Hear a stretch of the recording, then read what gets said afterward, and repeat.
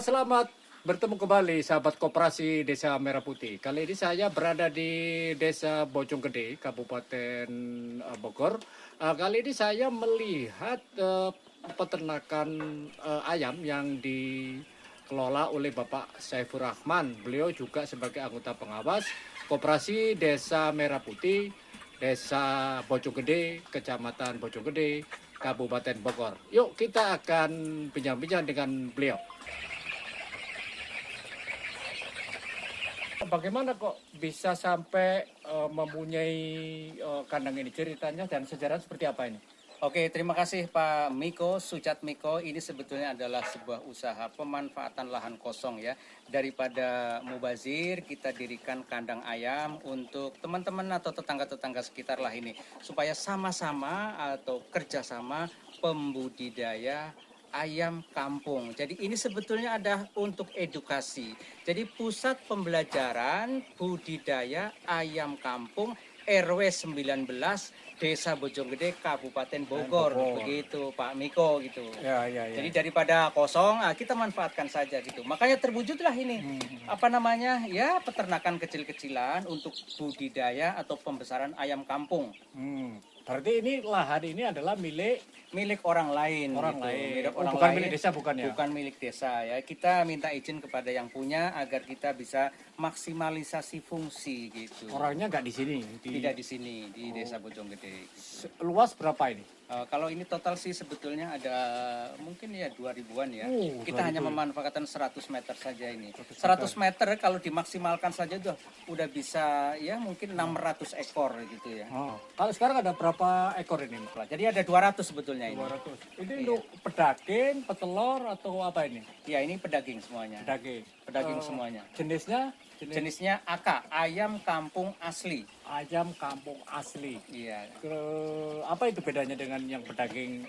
Itu sebetulnya varietas yang dikembangkan oleh banyak-banyak peternak gitu ya. Kalau Balitbang peternakan atau pertanian kan ada varietas sendiri, ada juga Joper itu kan, Jowo Super gitu. Joper. Ada juga persilangan antara ayam Jawa dengan ayam yang lain gitu, ayam Bangkok dengan yang lain, ayam Kedu dengan ayam yang lain gitu. Nanti akan keluar seperti apa gitu. Kalau yang kita punya ini ya, misalnya,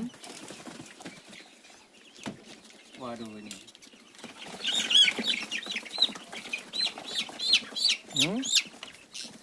Ini kan cirinya ayam kampung asli yang kita punya ini kakinya besar sekali nih. Kakinya besar sehingga kuat itu. Ini makannya juga banyak sehingga dalam waktu 70 hari udah layak jual. Dengan berat kira-kira 1,2 kilogram. Itu kalau dijual 1 kilonya 40.000 gitu.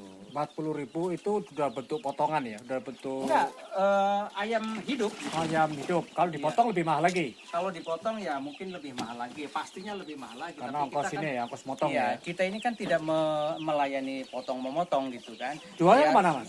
Jual. Diambil oleh pedagang. Oh.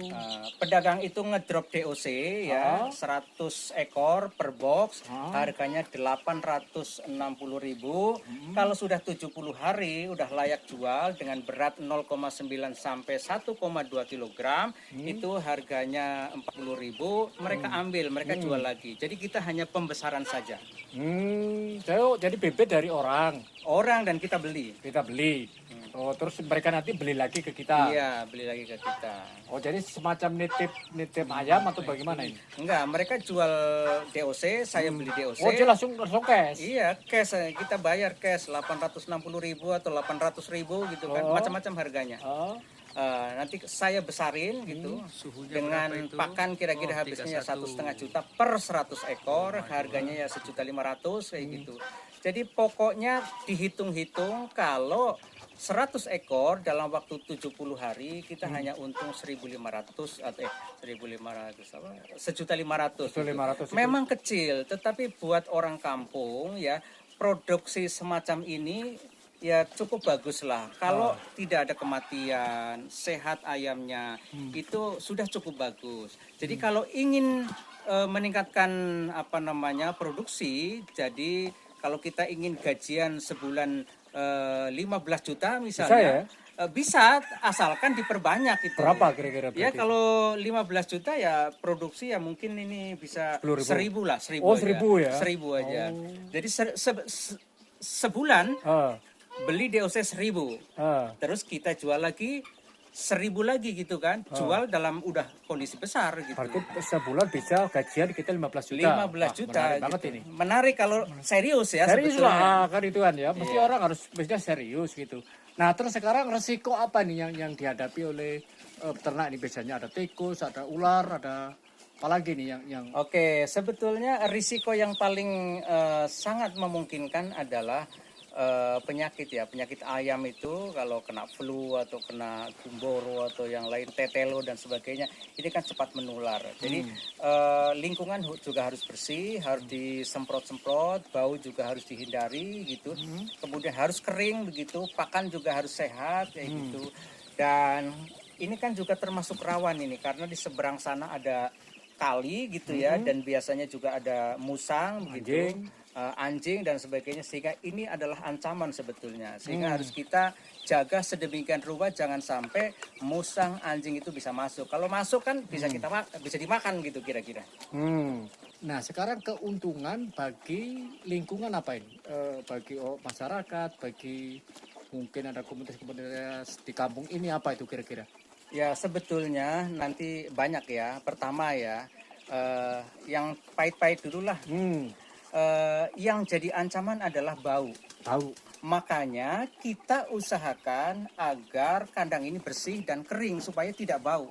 Dan memang di sini tuh nggak bau gitu, karena pakannya juga sehat, kering lokasinya. Kita vaksin juga, kita semprot-semprot dengan anti bau sehingga apa namanya, aromanya tetap tidak mengganggu lingkungan gitu. Ini kan jarak antara kandang dengan rumah-rumah ini kan mungkin ada 30 meteran ya, sehingga memang tidak bau lah kayak gitu. Keuntungannya adalah sekam-sekam hasil dari ayam-ayam ini kan pupuk ya, itu bisa untuk budidaya sayur-sayuran di kampung ramah lingkungan di warga-warga Oh, juga. jadi bisa gitu. diberikan ke masyarakat lagi ya? Iya, gratis juga gitu. Dari sekam-sekam itu ya? Dari Dari sekamnya, apa? gitu. Sayur, dari pasar itu Iya, bisa itu sayur ini ya? pasar juga bisa dimanfaatkan Dirajang untuk gitu ya? dicacah gitu ya, Ah. untuk ayam-ayam yang di luar kandang ini yang kayak di situ itu kan juga banyak juga. Kemudian keuntungan lain ya dari sisi bisnis ya, ini kan kalau 100 ekor untung 1.500.000 kan ya buat orang kampung ya lumayan lah kayak gitu. Tetapi sesungguhnya keuntungan yang lain ini kan maksimalisasi lahan kosong gitu ya. Jadi pemanfaatan lahan kosong untuk ketahanan pangan, sehingga dalam konteks kampung ramah lingkungan ini merupakan bagian dari inovasi yang bisa dipertahankan gitu. Jadi dan kita membangun kandang ayam ini juga bukan hanya untuk sendiri, tapi juga untuk teman-teman lain, tetangga-tetangga ya. Kita tawarkan, siapa yang mau silahkan beli DOC 100 ekor, kandang ini bisa 1.000 ekor gitu sesungguhnya. Nah, sekarang sedikit padat singkat. Ini apa bisakah dikorelasikan dengan sekarang yang malah booming adalah Koperasi Desa Merah Putih? Dengan bisnis ini seperti apa? Oke, jadi terima kasih.